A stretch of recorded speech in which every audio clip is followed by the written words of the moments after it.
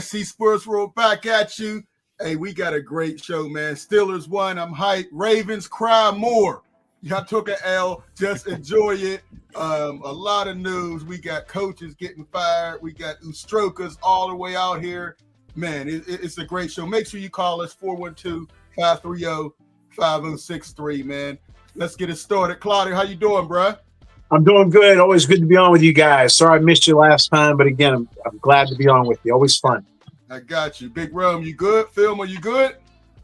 Oh, absolutely. Man, I'm doing well, man. Doing well. We got to make sure Smoky Jim, you good? We want to make sure you get you in early. You good, Jim? Good. All right. Hey, listen, let's get it started, man. Claudia, I know you got something for our huddle up, man, and I got something for our piece. But what's going on, Claudia? What's on your mind? All right. Well, last week, you, Jim, Ralph, and I were on a text when Terry Smith did not get the Penn State job, and we were all upset because we felt he deserved to get it. Then there were some other teams interested in him. I think Connecticut, Memphis. I forgot who else was interested. And then we all said, man, we hope he waits for a bigger program. But what did he do? It sounds like he's going to stay at Penn State.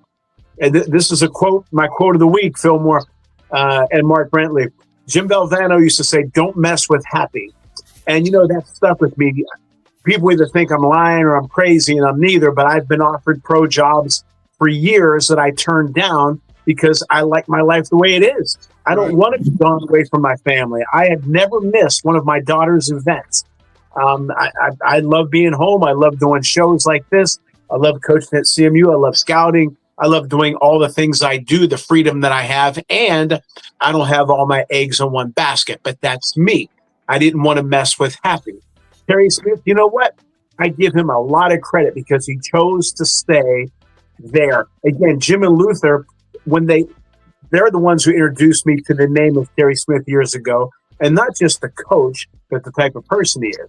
Well, now I really see the type of person he is, and I give him a hell of a lot of credit because he did not want to mess with happy. He's happy. God bless him. I still think they should have hired him, though. I definitely agree with that. Claudio. Listen, man, mine is short and sweet. First, we got to give credit to Jacoby. My son is graduating. Congratulations. So hey, all I'm right. happy about that. And I got to give a rest in peace, Big Jim. As we were talking earlier, Fillmore, Big Jim Turner was your first coach.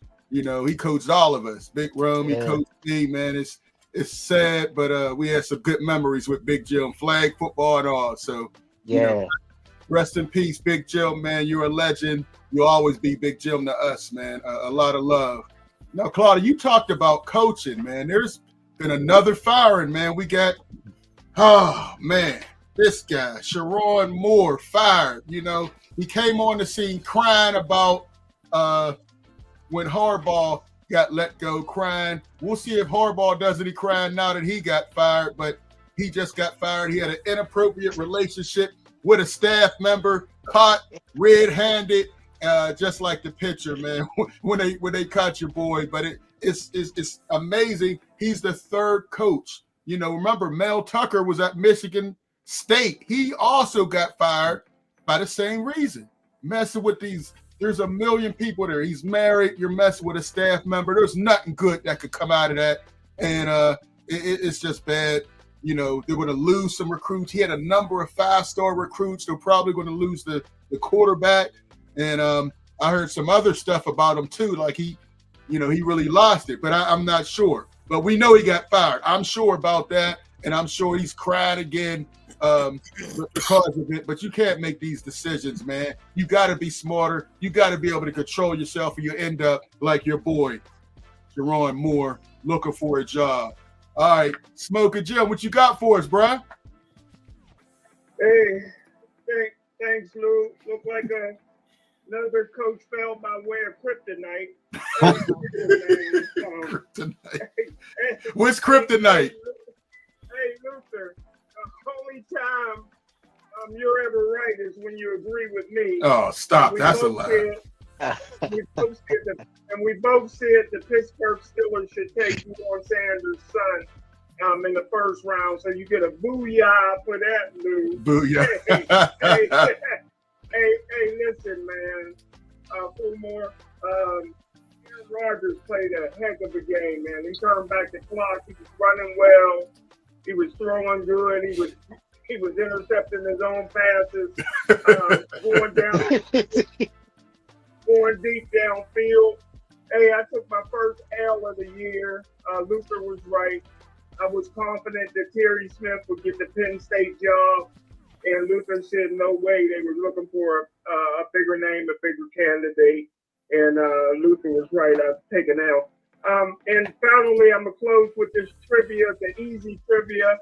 I'm sure everybody would get it, but if you don't get it, I'll give it to you at the end of the show.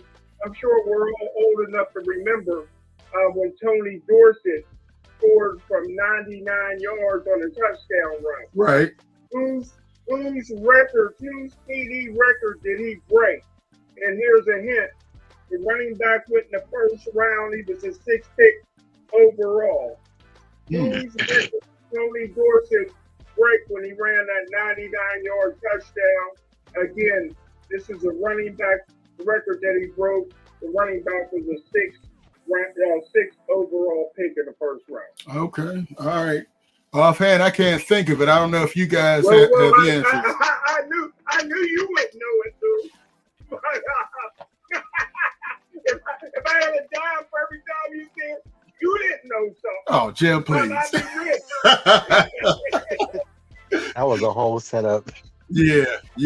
Hey, I'm going to give you the answer by the end of the show. But, hey, we got Black Prez in there. Fire Art Smith, Terry, CFL Defense Austin. All right. JMD's in there. What's up? Salute. Black Prez is in there. 8 double discount double check. All right. Listen, let's get into this game, man. I thought they were going to lose. I predicted the Ravens would win. I still thought the Steelers would win the division, but I had them losing. But let's start. Big Rome, Fillmore, your thoughts. Why don't you get us started on this? Go ahead, Phil.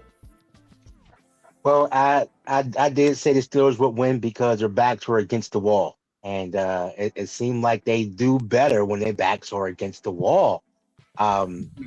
So they did it, man, and of course, in Steelers Ravens fashion, it was an ugly game. Neither team deserved to win. No team deserved to win. Okay, neither team deserved to win.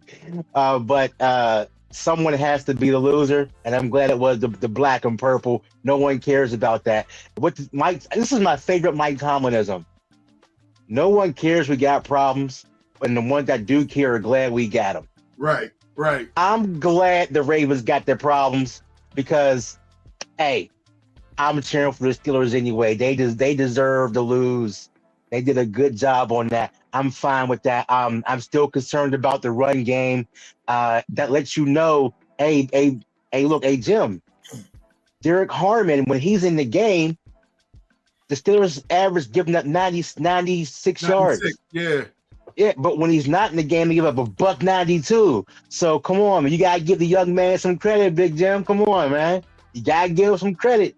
So when the Steelers get the run game together, man, it's getting cold. Teams are going to be throwing less. They're going to be running more. I don't know if A-Chan is going to be healthy or not, but if he is healthy, he is one of them backs that will tear them a new butthole. So they better get ready. But they did good enough. They did a good enough job to win the game. Shout out to Joey Porter Jr. for not giving up on that play. And you know what? I gave Patrick Queen a bunch of mess. But he got to play every game like he's playing the Ravens. His best game with the Steelers is when he's playing the Ravens. Outside of that, he's had some real stinkers, but real stinkers. He's coming back from hip injuries and making plays. That's the guy that the Steelers need. You know, he got to finish playing the Ravens every week. He stepped up, and I appreciate that. And now my concern is for the offensive line. They ran out of left tackles in the game, and I know Calvin Anderson he's still on crutches, and Broderick Jones still on IR. So, I feel for that, but they still pulled it out, even with their fourth string left tackle and pulled the win out. Hey, I'm not going to complain about a win. Right. Big Rome, your thoughts? From the gate, I like the way they was attacking the defense deep. I think they had 2 passes of over 20 yards, and they had 1 pass for 19 yards that went to Austin. I think that's big time. You got to spread it out because you have to give them the ability to open up the field. So I loved each and every one of those passes. I like the concept of what they was doing, at least early on. We still can't run the ball, so that's still a problem. We're still giving up a lot of run yards. That's also still a big problem. Big problem. But the defense were making plays. And that's what it seems like it's going to be a theme for the most part for the rest of the year. It's going to get colder. We're going to have to hunker down. We got to get a little bit healthier on the defensive line. Making sure our safeties stay healthy and continue to attack with our defense, man. Those are the kind of plays or the type of days that we're going to have in order for us to do any damage in the playoffs. So I like what I'm saying. There's still room for improvement, but we got some action, and I love it. Okay. All right. Claudio, we didn't get your take on the show last week. What were your thoughts on this Ravens game?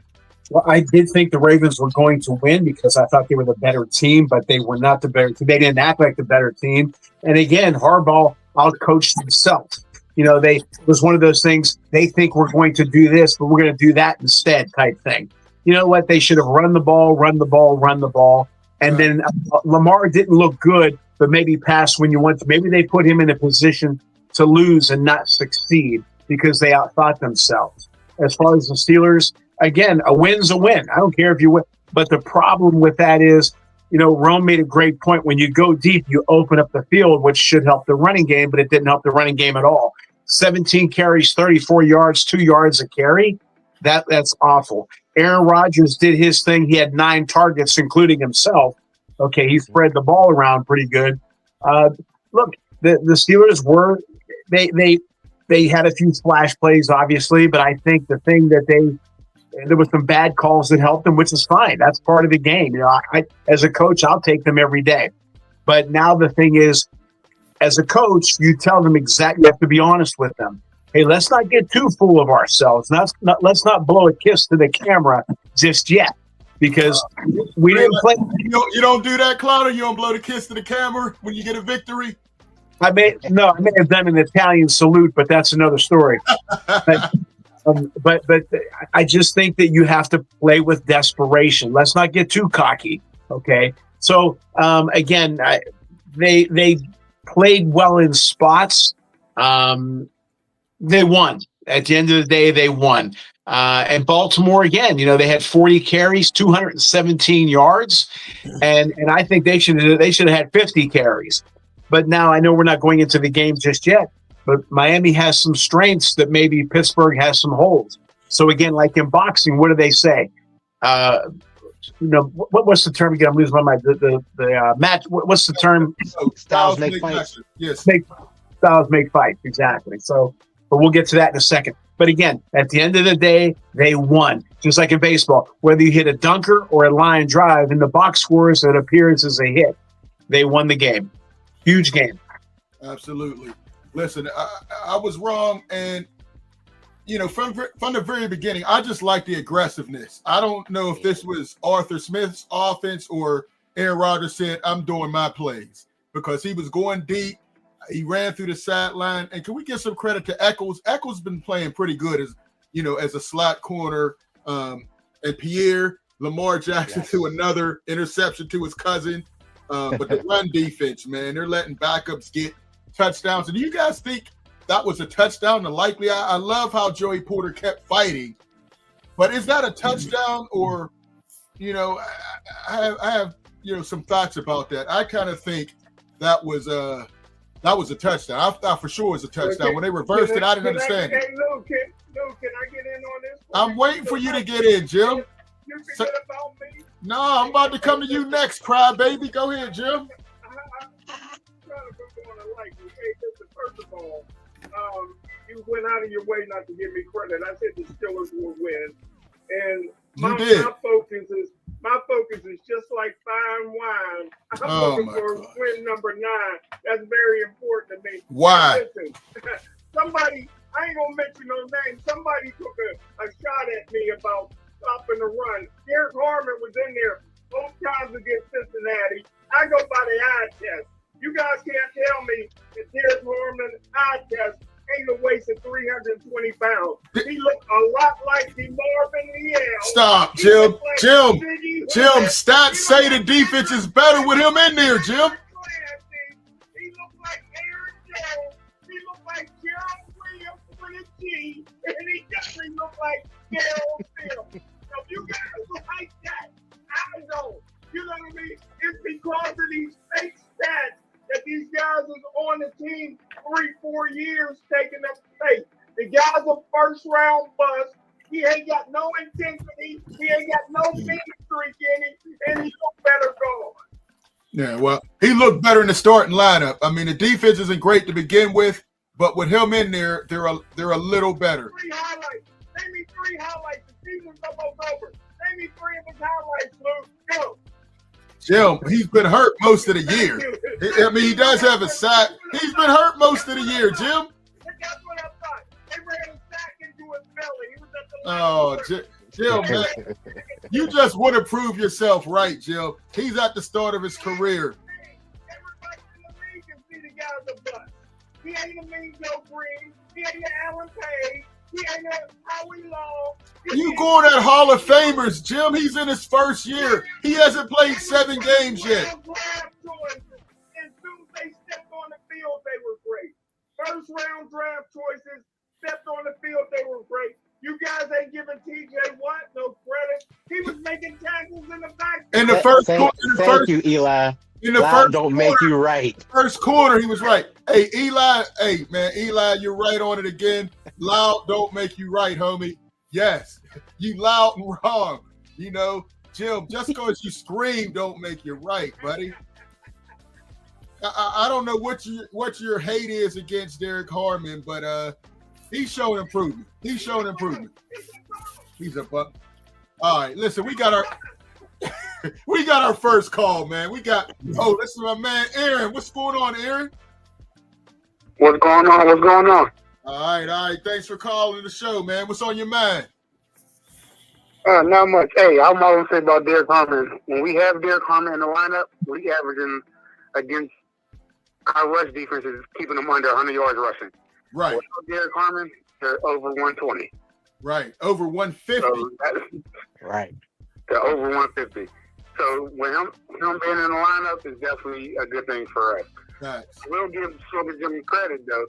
I feel like Penn State definitely should have hired Terry Smith. If anybody knows anything about recruiting in Western PA, Terry Smith, his name is all over it. So they definitely should have hired that man. Hey, we all agree on that. Jim said they were going to hire him. I tried to tell him, like I always do, before he makes a fool out of himself, that they were not going to hire him. But Jim kept being loud and wrong again, and he took another L. I thought he was the right hire. I knew they weren't going to hire him. I knew it. He had the right to be loud because he deserved that spot. I can tell you one thing. I've never seen a coach at a D1 Power 5 school walking through the city hallways like he was, a member of that building. So I've seen him walking through the city schools with no problem. So that's a lot of credit. I give that man. Absolutely, man. Oh man, Eli's in there talking about bust would be Cam Ward. He's not a bust yet, man. You got to give him some time. Tennessee don't have a lot of talent around him. Stop that, Eli. Eli hates some Cam Ward. Hey, Aaron, what else you got, man, in that game? Look, question: do you think that was a touchdown? Likely. I got to get everybody's opinion on that. To be honest, I thought it was a touchdown, but I don't feel bad because that happened with Jesse James. Yes, sir. For Steelers. So I don't feel bad because it wasn't called. It wasn't called, back then. So it shouldn't be called now. So I don't feel bad. But yes, I do think it was a touchdown. I mean, I don't know how many steps you got to take before it's considered, to be just like that George Pickens play was a couple years ago. He got the same foot down twice, and they said it wasn't a catch.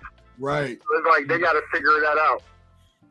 That's true, man. It's like it used to be. I thought you had to have 2 feet down, catch 2 feet, and you're good. Now it's 2 feet.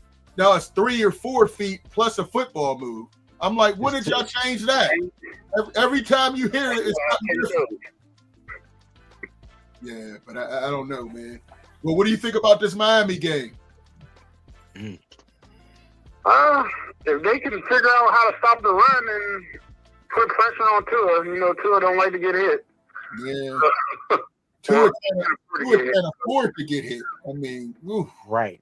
He can't afford to get hit. So if you put pressure on him, and I think he'll cough it up. Jalen Waddle is a solid receiver, but he's no Tyreek Hill. You ain't got to worry about. Why you got to throw him crib size, man? Why you got? Oh man, That's messed up, man. You got to throw them crib size. Tua, listen, man. I'm surprised he's still in there, man. He's 1 hit away. He's playing at Acrisure.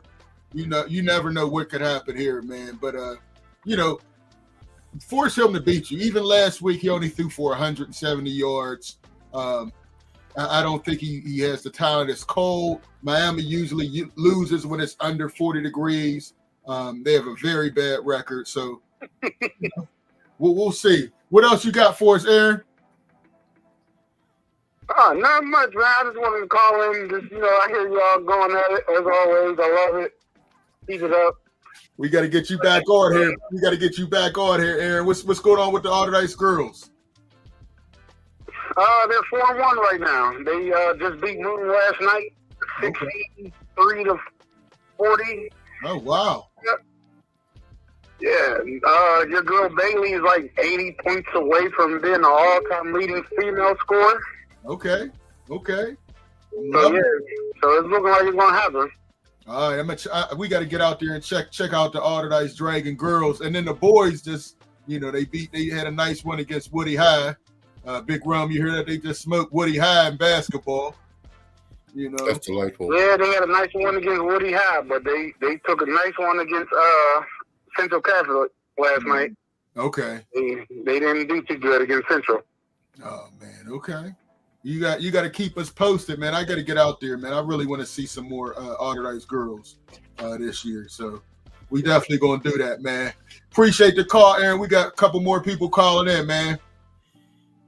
Yes, sir. All right, take care. All right. Appreciate Simone coming in. And we got Eli said that was a touchdown. Refs on that Chauncey Billups-ish. Somebody said that ref was talking to cousin.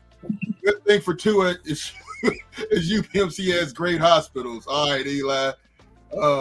Correct call by the instant replay. Incomplete pass. Come on, Black Grass. I don't know. I've seen something like that be called a touchdown before. Hey, Smoker Jim, weigh in on this before we get this next call. Yeah, that was a touchdown every day of the week and twice on Sundays.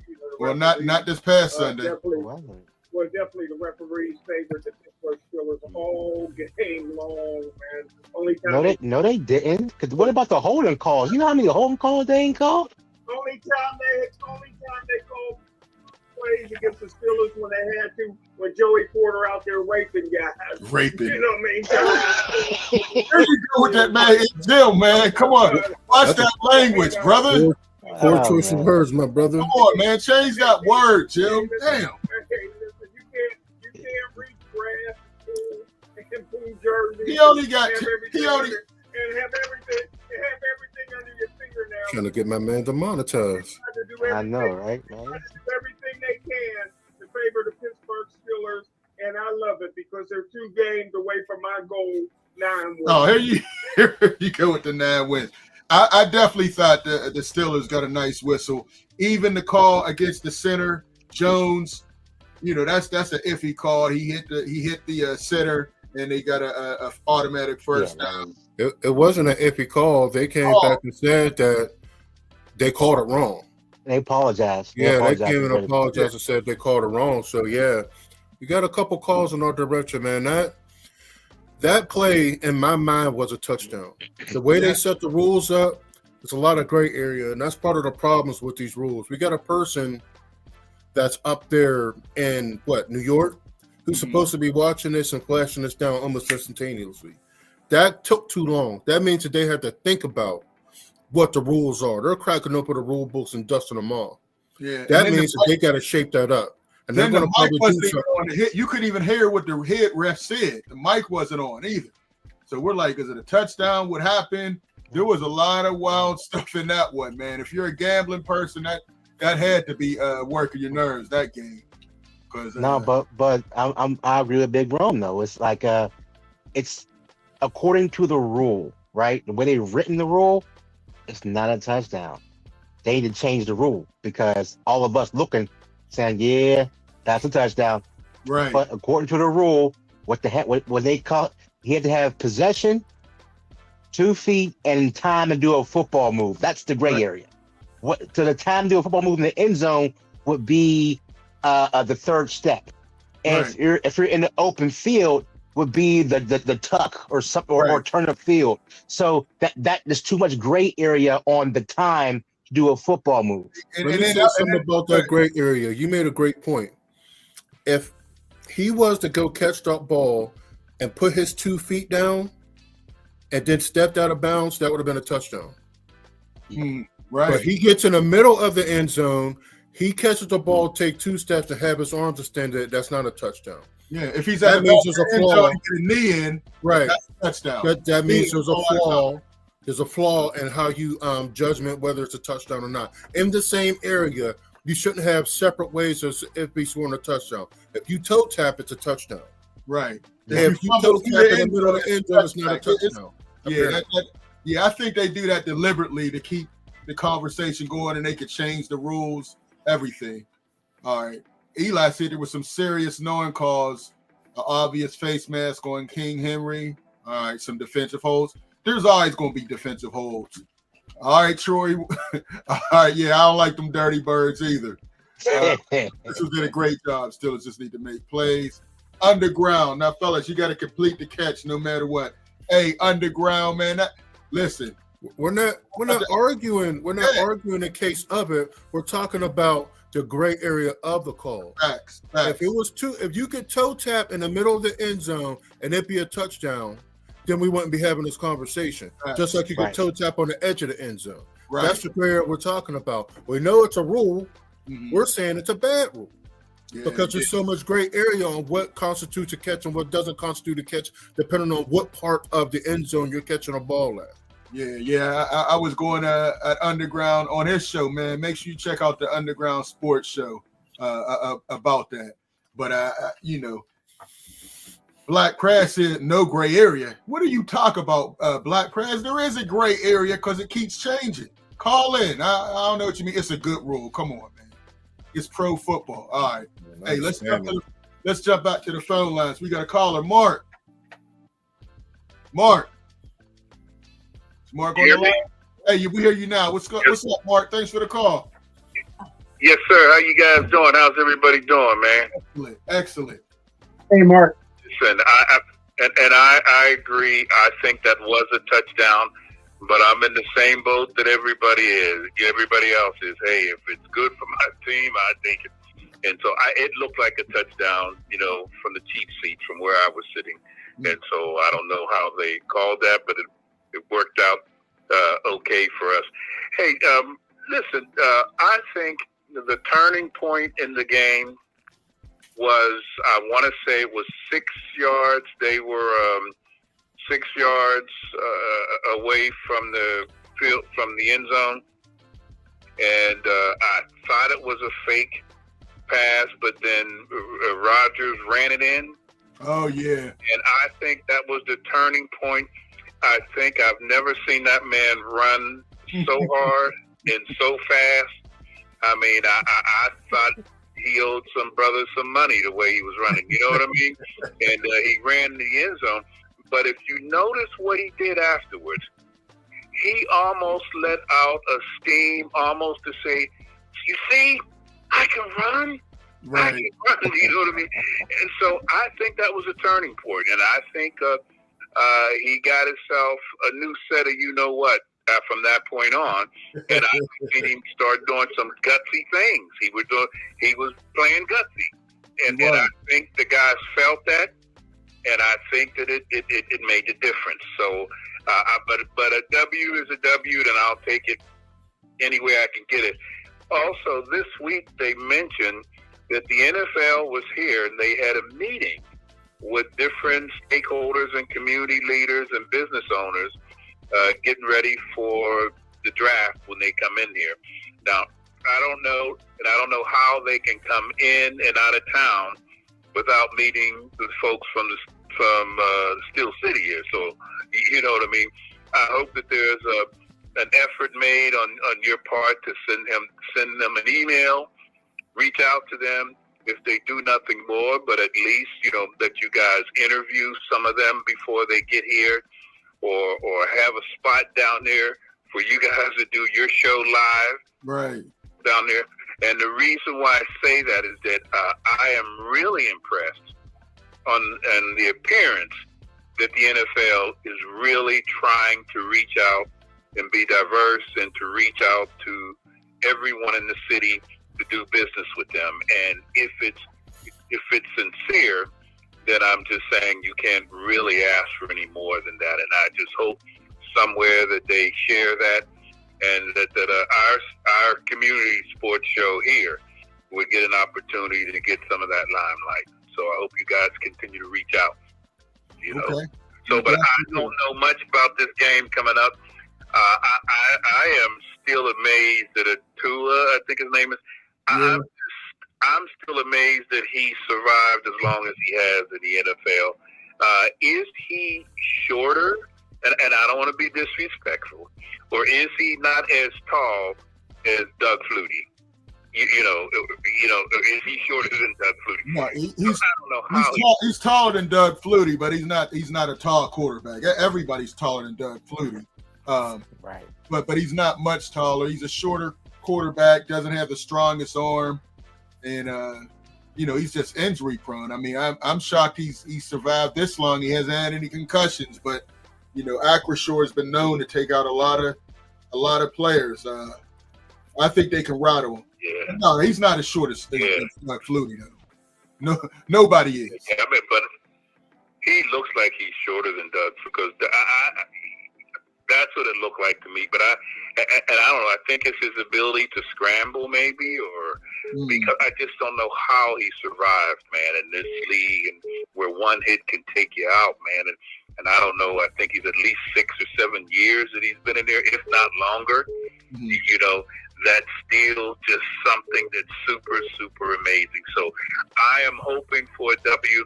I was just so surprised I was happy when they won over Baltimore, because I still believe that somewhere they're going to find out that Lamar Jackson is. I think he's made of rubber, brother. I don't think he's human. You know what I mean? And because this man, he shook a couple of our backs. I mean, they were almost a half a yard in front of him, and it's just amazing his ability to cut and how fast. You blink and he hits you for 9 yards, man. It's just amazing. But we got to win, and I'm happy for it. I would love to hear your call here, and then even a prediction on the rest of the season. I just hope it continues. A final question that somebody can ask. I remember 3 games ago they were talking about that Tomlin was, I think, 1 game away from either tying the record of the winningest coach that's been with the team, the same team the longest. And they said if he just got 1 more win, he would either tie that record or beat it. Does anybody know anything about that? Did he tie it, or will this game, if he wins, will that make him break the record? I'll hang up and listen. Thank you, guys. I'll talk to you. All right. Hey, Jim, you want to weigh in on this? Yes. You'd be kind of quiet. Always good to hear from Mark Brentley, whose son was one of the greatest high school quarterbacks ever seen in my life. But hey, Lou, this past win tied him for 10th of all time with Dan Reeves. He's 3 wins away from tying Chuck Noll at 193 wins, which is amazing.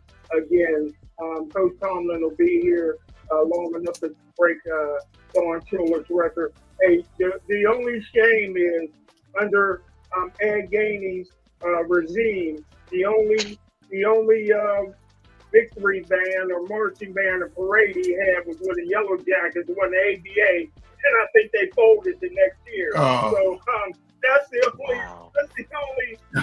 Come on, man. Wow. We didn't have more championships for my man Ed Gainey. Jim, come on, man. Oh, man. Jim. All right. I don't know how we got there, Jim, man. Hey, but he opens up a line. Oh, we do got somebody on the line. Richard's on the line. What's up, Richard? Oh, what's up, Luther? What's going on, buddy? All right. Is this Underground? Yes, sir. This is Rich from the Underground, baby. How y'all doing tonight? I'm good. All I'm good. right. Man, glad you called in, man. All right, no doubt. Hey, man, I just wanted to talk about the gray area you're talking about with the catch. You understand what I'm saying? I don't understand the gray area where you guys are looking at, because I see 2 steps, and then I see my man JPJ, who nobody wants to give credit to for knocking the ball out of his hand. We always want to rip him when he's doing the wrong thing, like holding and wrestling all day. We all know he does that. But when he makes the play, he never gets the credit.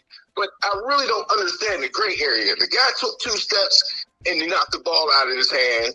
He never made a football move, never completed the catch. So where's this gray area that the referees really had to look at? I think that the referees on the field didn't want nothing to do with it, so they called it a touchdown, knowing that New York would take a look at it, let them make the decision, and that's what it was. If you go back to the Calvin Johnson catch back in the day, Calvin Johnson got 2 feet in, fell on his butt, tried to get up and drop the ball, and they still called it not a touchdown. So that catch on Sunday wasn't even close to what Calvin Johnson did, and they called that a no catch. So I don't understand the gray area that you guys are looking at, man. I love the show, man, all the time. I listen every week. Hey, Rich, hold on. Rich, now what about Roman Wilson? He had a catch similar to that earlier this year. He did. I seen it. And they ruled it a touchdown. It was very similar to this play, and they ruled it a touchdown. So we've seen this type of play get ruled a touchdown. That's why there's a gray area. We've seen it get ruled a touchdown, and we've seen it not be ruled a touchdown. I think the gray area is what is up for interpretation. I was listening to a couple things where they said him extending his arms was a football move. Mm-hmm. Then we're talking about them having to have 3 steps, right, making a football move.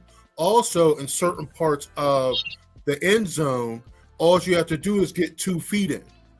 So if you make the first step, you also have to complete the catch. Understood, though, but you can complete the catch as well by coming out there and getting to the getting outside of the joint. Though you see the difference between the 2 feet and the 3 feet when you're in the middle of the end zone.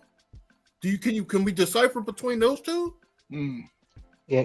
You don't have to have 3 feet in when you're coming out the edge of the end zone, but you got to have 3 feet in the middle of the end zone. Yeah, right. Rich, I think there's a lot of gray in that end zone. There's all kind of gray. The thing is, as soon as he put his second foot down, that's when the ball came out. They were simultaneous. He was almost about to put his third foot. It was 2.5. Now, man, look. Yeah, Rich, look, we could play it again. I mean, he has 2 feet. 1, 2. That's not actually the full. Hold on. Yeah, I caught it late. All right.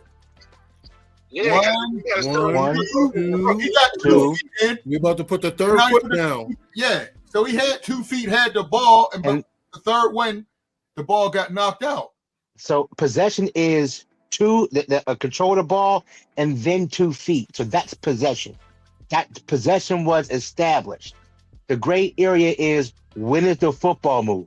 Was the football move when him having the hands out or not? So possession was established when he put the second foot down. That should have been a touchdown at that point.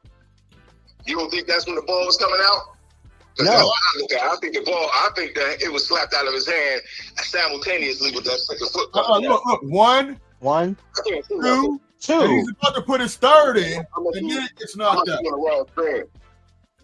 I must be on the wrong stream because I can't see nothing. But hey, I looked over and over and over. I feel like there ain't no gray area, man. If he knocked it out of his hand, you got to possess the ball. There would be no argument if you hold on to the ball and tuck the ball away. You know what I mean?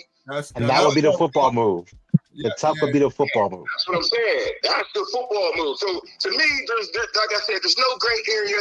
Even if you say a half step, the third full step would have been a football move, but he didn't even get the full step in, and he lost the ball. He was careless with the ball. This is the same guy in the Baltimore game last year against the Chiefs where couldn't get his feet in bounds at the end of the game. Right. You know what I mean? So, he does careless stuff like that because he was trying to be pretty and he got the ball knocked out of his hand, man. You took that ball away, game over. Game over. We all could agree on that for sure. Right. Yeah, all right. But, hey, man, like I said, y'all, man, I love the show, man. Lou, you know that, man. I listen every week. Love everybody else's input on the show, man. I'm going to keep listening, man, because I want to know what y'all think about the Miami game. All right, well, tell us what you think before you go. How do you see it? I do believe Miami's pretty dangerous. Miami won the last, 5 games out of 6 games, or 5-1 in the last 6 weeks. And they got a little offense, man. They've been scoring in the 30s. It ain't always Tua that do it. I think A-Chain is the most dangerous dude on the offense. Facts. And, we're giving up yards on the ground. And then play action, they go to Waddle. It might be a little trouble on Monday night, man. The Dolphins always play us tough.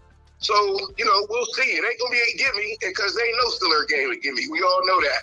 Right. So, that's pretty much what I think about it, man. A-Chain's the X factor. I'm going to say that. That's for sure. No doubt. Hey, Rich, man, appreciate the call, man. And when's your show on? Tell the viewing audience, when's your show's on again? Underground Sports? Yeah, Underground Sports Show. It's pretty much like your show, about an hour and a half before game day at 11 a.m. All the way up to game day. We talk fantasy football. We talk betting. We talk sports, and what else we talk, Luther? You know what I'm saying? I ain't gonna say that on your show. You know what I mean? But we do that too. And Tuesday nights at 11 p.m. if you're a night guy, but it's also good in the morning, man. It's a show you can watch again in the morning. It don't gotta be live, but you can call into the show also, just like your show. And talk your sports and talk what. So it's all good. Hey, appreciate you, Rich, man. We'll definitely be calling in, all right? All right, man. I appreciate y'all. All right, appreciate you. Yeah, have a good one. All right, later. Hey, he leaves the phone line open. Somebody call in if you want. Eli says 2-6-1. Yeah, Doug Flutie was listed as 5'10". Yeah. I kind of think he was a little shorter than that. But Lori had a question. Thanks for the call or the text, Lori. Which area should the Steelers invest in first? Offensive line, quarterback, or coaching to return to AFC contention? All right, Jim, let me let you jump in because you've been quiet. You and Claudio been real quiet. Jim, what would you say to Lori? First of all, I just want to say Richard had a great call, and he's right. In the 70s, the Miami Dolphins used to destroy the Super Bowl champion Steelers. The Miami Dolphins is the greatest team of all time. Undefeated in 1972. Undefeated. Nobody's ever done that before. Shula used to out-coach Chuck Noll all the time. I don't think there's anything. Who has more Super Bowls? I don't think there's anything wrong with the Pittsburgh Steelers way they're going on right now, man. The brand is great. If you can't win a championship each and every year. Jim, they was just talking about firing the coach and Boot doing Renegade. Well, who was talking about it? I didn't hear Rooney saying that. Well, we heard the whole crowd, and it made national media, Jim. Do they? The fans will be getting chitlins at Christmas. And I'm just saying this. Pittsburgh Steelers only had 2 Hall of Fame quarterbacks in the history of their team, which is 100 years old. And until they get that quarterback, there's nothing wrong with having a winning season. Keeping hope alive. Keep hope alive. All right, Jesse Jackson. Keep hope alive. All right. Claudia, your thoughts? Oh, Eli. And who do you think? Well, all right. Eli said coach, then line, in his opinion. All right. Go ahead, Claudia. What you got for us? First, I thought you forgot about me. I'm like Jim now. To answer Lori's question, I think offensive line. I've said it numerous times. That's the most important position on the field. They're not going to get rid of Tomlin. And don't fall in love with a quarterback for next year's draft just to make a splash draft. Offensive line, I still think they should sign Aaron Rodgers, go from there, because I don't think any of them are worthy of a number one pick. As far as the game is and as far as that catch is concerned, boy, Rome and Fillmore and Rich made a lot of great points. I'll say this: if it was George Pickens as the receiver, we wouldn't be having this conversation because he wouldn't have caught the ball. As far as the game is concerned, again, Rich he said a word: dangerous. It is dangerous. Styles make fights. I don't like the style matchup for the Steelers. Miami is number one in rushing. Okay. They're having, I think, like 190 yards. That's a hell of a lot of yards. And I don't know if Pittsburgh's going to be able to stop it. And another thing that Pittsburgh has a hard time with is what? Tight ends. They have 3 good tight ends. Waller's a good tight end. Dulich, I believe his name is Dulich. He's a good tight end. And Julian Hill, don't forget about him. He's got 8 yards a catch. So, and Waller averages about 14 a catch. He's close to being a wide receiver. So they do have some matchup issues. And then on the defensive side, and Tua, if I was Miami, I would say I don't want him throwing more than 20 times. Run the ball. And the other back, the main back is, how do you pronounce that? Akani. He's got 1,100. Okay. I try to put the Italian pronunciation into it, Gilmore. Akani. I got you. There you go. I like that. He's got about 6 yards a pop. He's got 1,100 yards plus. And another, Wright is pretty good. They got another guy, Ollie Gorman, who can break up a running game. So they got some guys who can run. On the defensive side, okay, that Chubb is he's got some sacks. He can put some pressure on Rodgers. But not only that, the thing is that they don't have a lot of interceptions, but they do create some fumbles. And they're not bad. They've been from game 1 to last week, they've probably made the biggest jump in the NFL as to stopping the run. They weren't that good at the beginning, but now they're pretty solid. And the Steelers last week with 17 carries, 34 yards, I think that's going to continue for Miami. It isn't like they have a big back here in Pittsburgh. So I think that, again, tight ends are a problem for the Steelers. Stopping the run is a problem for the Steelers. Defensively, I think they'll put a little more pressure on Rodgers. And again, they're much better against the run. They're not a big turnover team, but they do stop. They're good against third downs. So I think it's a bad matchup. Okay. All right. Yo, we got Eli on the phone. Eli, what's going on? Thanks for the call. Not a whole lot, man. Hey, thanks for having me once again.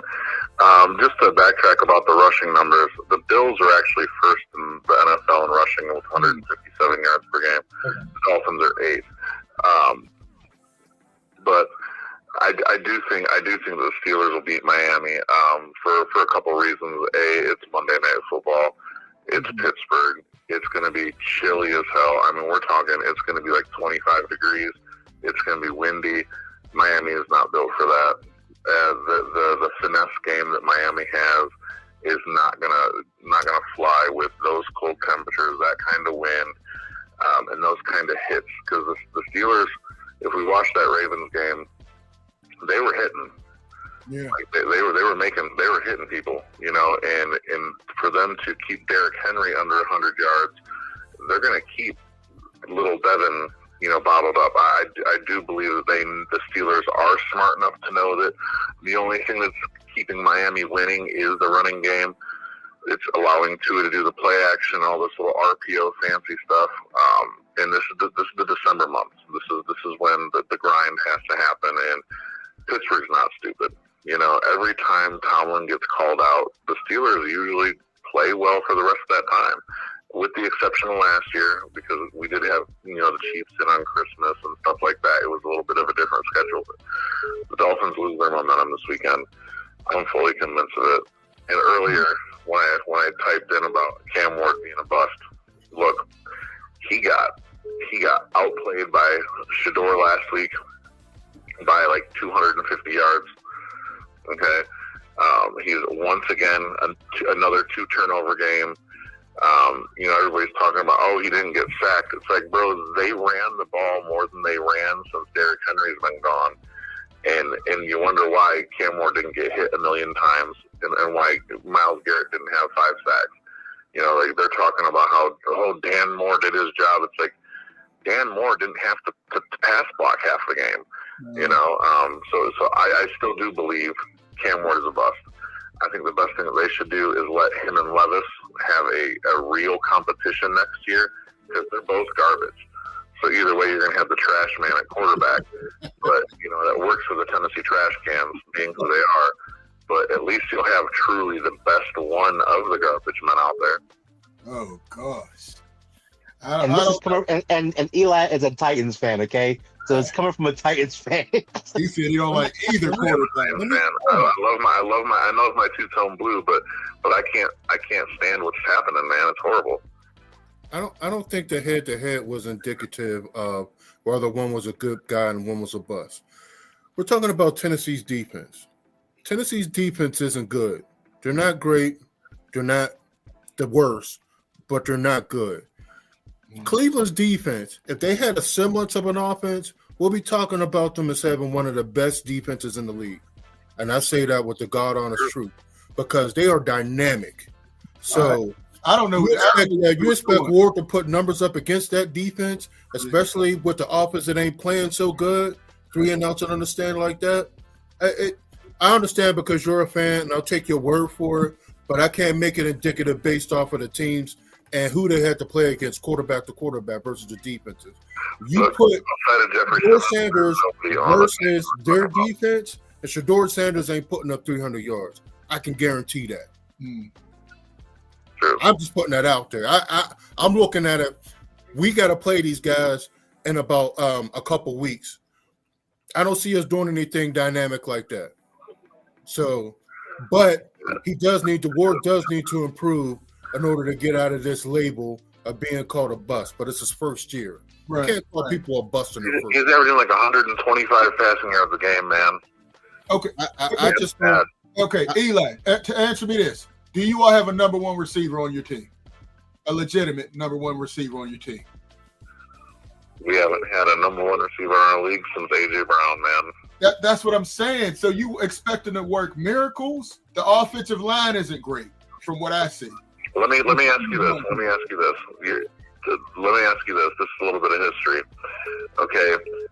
Who did Tom Brady have as a true number one before Randy Moss? Okay. Good point. He won 3 Super Bowls. He won 3 Super Bowls with David Givens, with David Patton, and with Deion Branch. Okay, but he did have an offensive line that was way better. Right. But this is the difference between the two, though. But Tom Brady still had to complete balls. And he had a great defense. Now, his first couple Super Bowls, he wasn't Tom Brady that we know Tom Brady. He definitely wasn't Tom Brady. He was winning 20-17. He was a game manager. He turned in to be the GOAT, but back then he wasn't putting up. He was never a turnover machine, though. And he had clock killing Corey Dillon. So you didn't have Corey Dillon until after that 3rd Super Bowl. Corey Dillon didn't win a Super Bowl with those 3 receivers. He had Stephen Davis. He had some other guys, some big backs. But the fact is, like, he had Kevin Falk and stuff like that. He had Deion Lewis was one of his running backs that won a Super Bowl with. And Deion Lewis, man, he was garbage in Tennessee. But the thing is, like, Brady was never a turnover machine. The most interceptions he ever threw in a season was 14. You got Cam Ward. It's every other pass. You can't compare that. To Tom Brady started playing with a playoff team. Right. Yeah. His start was a playoff team. Right. Drew Bledsoe had in the playoffs for the year. They were 5-11. No. They were when they drafted him. When he started playing, he took over Drew Bledsoe. They were in the playoffs. He started playing. His start was a playoff team. Yeah. So you can't compare the two because the team around him was garbage. Yeah, he had a good team around him. They were a playoff team. he went to a good team when he was a rookie. He was a They were 6'9". 9-7. What'd you say? They were 9-7. They definitely they were a winning team. I get that. I give you that, Phil. I give you that. I appreciate that. Now, Eli's my guy. He knows a lot of football, man. He knows a lot of football. We always talk football. But you guys, hey, I love watching. My son is actually here with me, and he's like, "You should call the guys. You should talk to Phil." So you got a new viewer here, and I figure we call him, shoot some shit. I appreciate that, Eli. We appreciate that, man. Hopefully for the Titans, you guys will get it together, man. But y'all got your second win of the season against Shador, so that's a good thing. No, it's not because according to him, it put them out in the basement bowl. They can't get first round pick. They can't get first pick. They're still in contention. They're still in contention. There's still time. There's still time. Hey, Eli, man, appreciate the call. We got a couple more calling in. Appreciate you. Absolutely. All right. Talk to you later. Bye. All right, later. Hey, he frees up the line 412-530-5063. Let's jump into this, guys. There's a couple other things I did want to get into real quick before we get out of here. Go ahead, Jim. Hey, let me just say this real quick. Again, you won't give me credit. Oh, my God. Before the draft, if it was 12 rounds, I wouldn't draft Cam Ward. You did? I was trying to get, hey, listen, the worst team in the history of the National Football League was that New Orleans Saints team that Archie Manning went to, but every game he looked like a quarterback. That's the difference. Somebody eye test. Cam Ward don't look like a quarterback. That's why he's a bust. I don't care where Deion Sanders' son goes. He would look like a quarterback. Cam Ward is not going off his back foot flat. I wouldn't take him. Tennessee should cut him right now. Dang, you're not. Come on, Jim. He's there right now. Listen, I'm not giving up on Cam Ward. I love his story. He went from a no-star recruit. He just kept, from Washington State to Miami to the number one pick. This was a guy that didn't get a lot of offers coming out of college. He just kept working and kept working. Yeah, well, he's the number one pick, and I think if they put some talent around him, I think he'll be a solid quarterback. I think he has the potential. Let me say that, the potential to be a decent quarterback. So we'll see. We'll see. Listen, guys, real quick, Shador Sanders put on a show. We were just talking about. He put on a show against Tennessee. I mean, these are pinpoint passes. What did you think about him, Jim? I had him as the number one rated quarterback coming out. Yep. And here's one thing. This really impressed me. I thought he was dead to rights when they got him. He just kept fighting something they said he couldn't do. He couldn't scramble, but he runs for a 20-yard touchdown. He put up 360 yards, 3 touchdowns passing, 1 touchdown rushing. Listen, man, he's going to be a star. If the Browns keep him, he's going to be giving the Steelers problems for years to come. We'll see him in a couple weeks. Rum, you shaking your head. Yeah, because we just said that Cam Ward can't be labeled a bust. This dude, just like I said, played against the Titans defense, and he put up 300 yards. Good for him. But he ain't played against a defense that he played well against yet, that was worth the salt. We're not going to take this one game. He put up 300 yards against them bums. Well, and expect him to be the next great coming. I don't see it, but I'm not voting against him. Right. But I'm not going to weigh it up against playing against the Titans as him being all world. Well, listen, that's true. It's just one game, but the MVP candidate, the leading MVP, Drake May, played against him. He didn't put up those numbers. Stafford, a lot of guys played against that D and didn't put up those numbers. So, I mean, it is what it is, man. But I think he is going to be a star. Real quick before we get out of here, I did want to talk about Bud Crawford, the WBC. I did want to get that. Did everybody hear it? Jim, I want you to hear it. The WBC stripped him of his belt. They said he didn't pay the sanction fees. Oh, we do. All right, let's get this call. We'll do one call. We got Carl on the line. Carl. Oh, greetings. Can you hear me? Yeah, we hear you. What's up, Carl? What's on your mind? Thanks for the call. This is Carl from Washington, D.C. All right, Carl, what's going on? What's on my mind? Well, for FYI, if anybody's following college football, you heard about what happened at Michigan. Yeah. Let me say something. Michigan has a very low tolerance for adultery, or this sort of thing. Sterone is more public, but this has happened with the president of Michigan. 2 presidents ago, something like this went on. That guy is gone, and he was the president of the university. So they have a very low tolerance for this type of stuff. Okay. I just wanted to say congratulations to you, especially for this coming Friday and Saturday. FYI, all the stores at Wonder Plaza on Georgia Avenue are gone. They're all gone. Jeez. Anyway, have a great evening. It's a wonderful life, and congratulations again. All right. Hey, thanks a lot for the call. Appreciate that, Carl. All right. He leaves the line free. Real quick, let me do this before we got here, man. The lines were blowing up. We appreciate everybody. We have Bud Crawford. I tried to censor some of this, but he's having some issues with the WBC. Claudio, Jim, we know a little something about the WBC, but he paid the other organizations a certain amount of money. The WBC wanted more. So hopefully I was able to censor some of this. If there is some bad language, you know, excuse me for it, but check it out. Can you all hear that all right?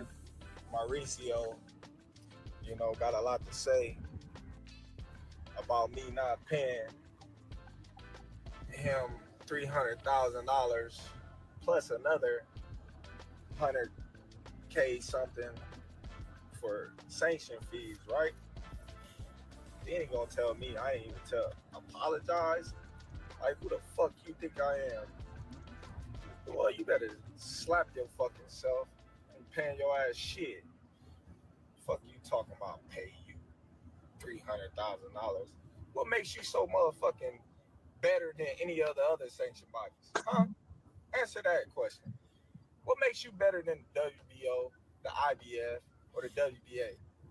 Everybody accepted what I was giving them. But you, the WBC, think that you better than everybody, don't you? So since you, the WBC, and you got the fucking green belt, which don't mean fucking shit. Fucking real belt is the ring belt, which is free, motherfucker. What are you talking about? You want me to pay you more than the other sanctioned bodies because you feel like you better than them.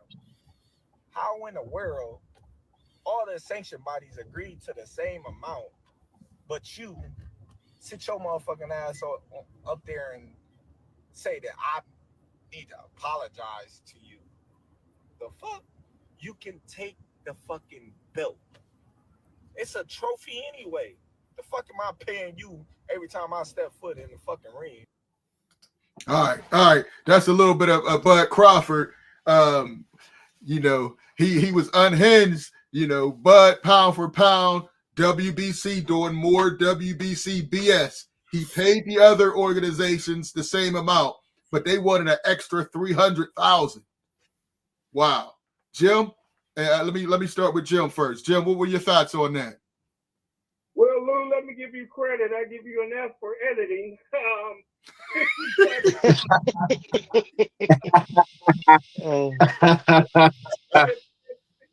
If Bud Crawford couldn't draw flies, nobody cares about Bud Crawford. What? Pay the money. You got the money. Pay the money. Don't nobody care. Bud Crawford, if he was fighting down there at the Chuck Cooper Arena, he couldn't get 100 people to go watch him fight. Nobody cares about Bud Crawford. Lies. He's a great fighter. But he's like Earl Spence. They don't move the dial. So pay the money. You got the money. You're rich.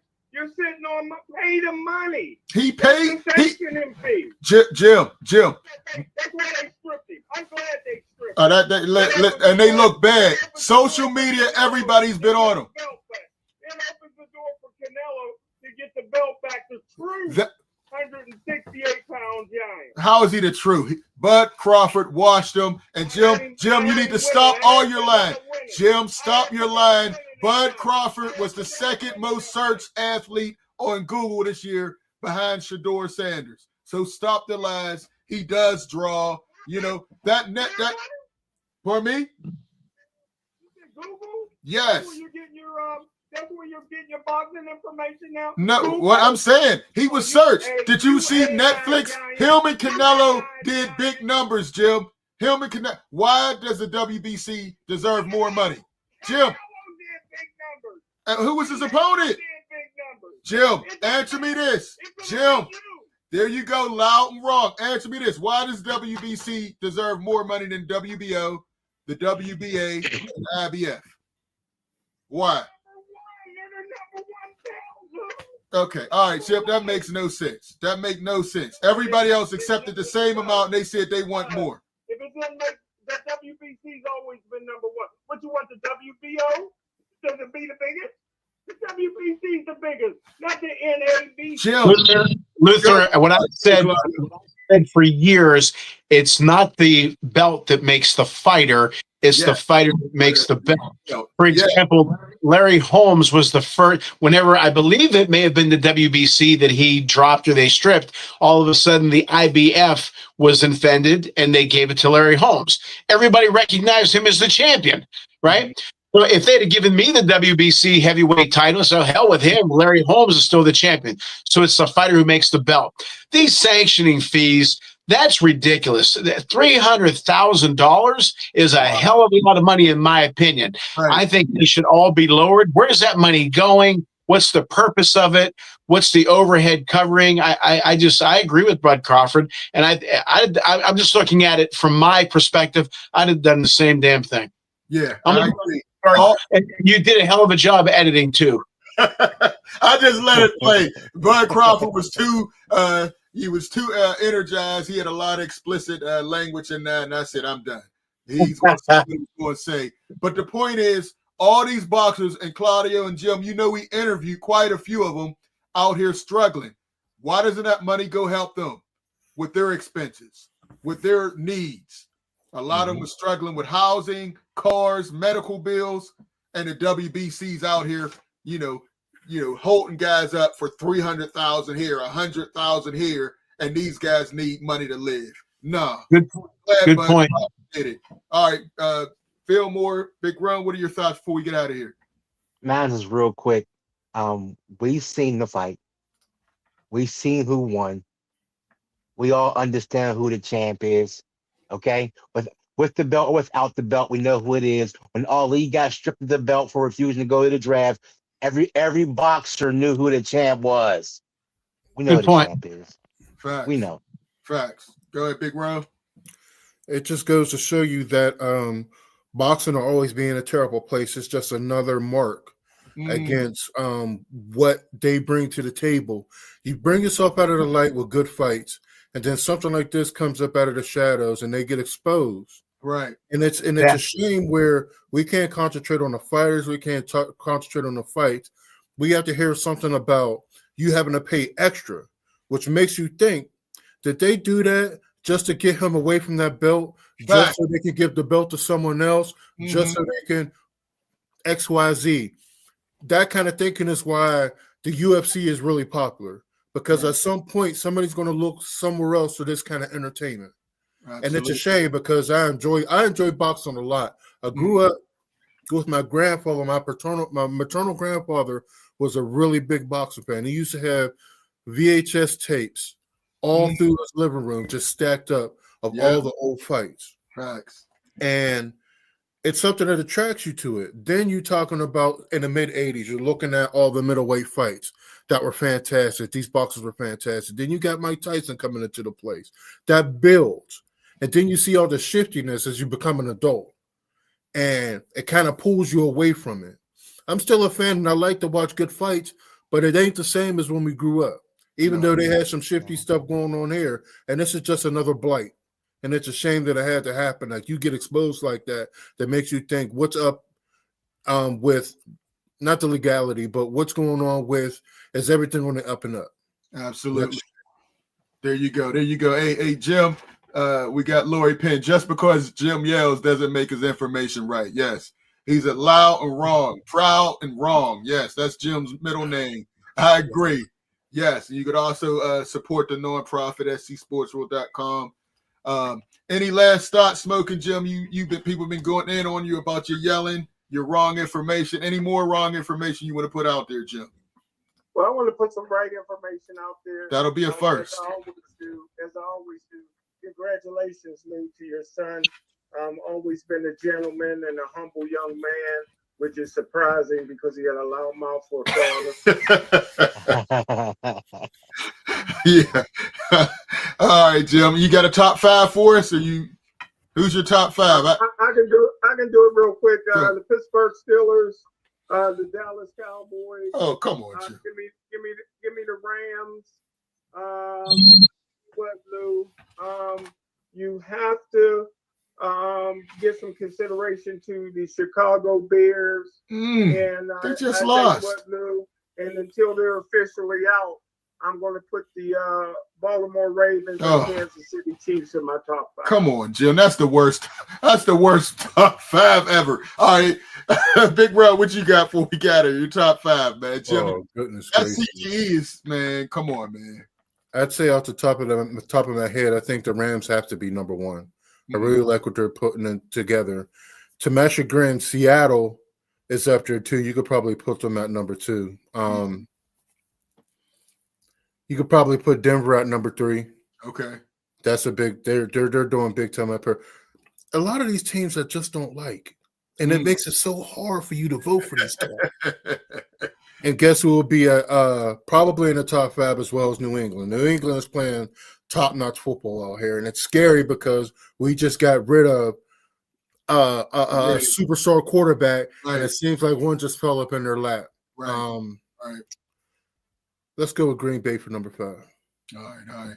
Hey, Jim, this is why Jim has that. This was Jim on the field a lot in his playing career as a running back. You know, the CTE really. This was Jim a couple times. I found some footage, Jim. This is how you used to be. But my top 5, I got number 5. I'm going to go with Seattle. Number 4, I'm going to go with the Bears. Number 3, I'm going with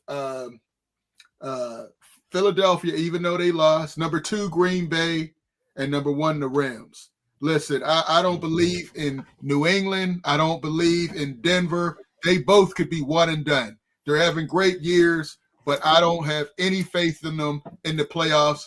And Buffalo, if they get in with their kryptonite being out, they may end up representing the AFC because there's no Kansas City, no Patrick Mahomes, and they have a bunch of young guys. I think they can go to Denver and win. I think they can go to New England and win. And the door is wide open for the Steelers because I think the Steelers can beat either one of those 2 teams. And they beat New England earlier with a lot of turnovers. So there's my top 5. All right, Fillmore and then Claudia, wrap us up.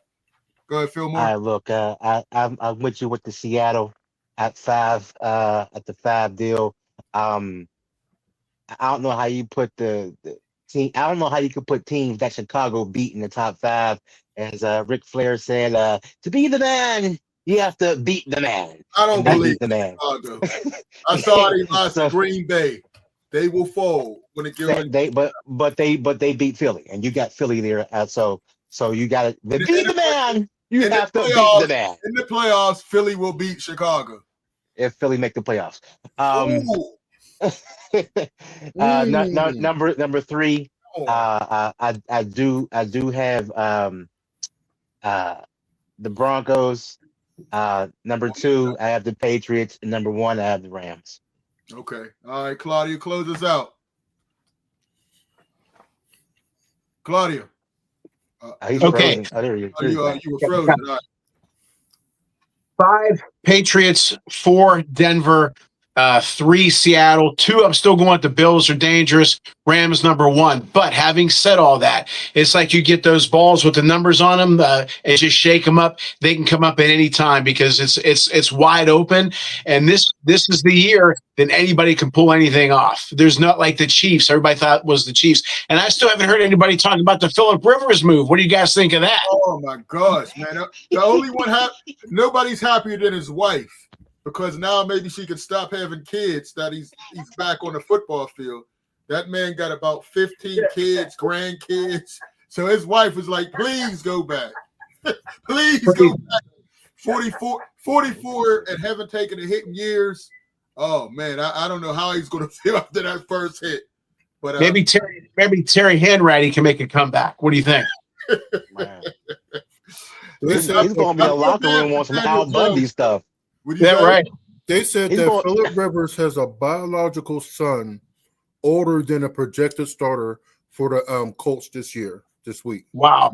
Gee. And that's something. Yeah, grandpa's. Yeah, we got a grandpa playing quarterback in the league, right?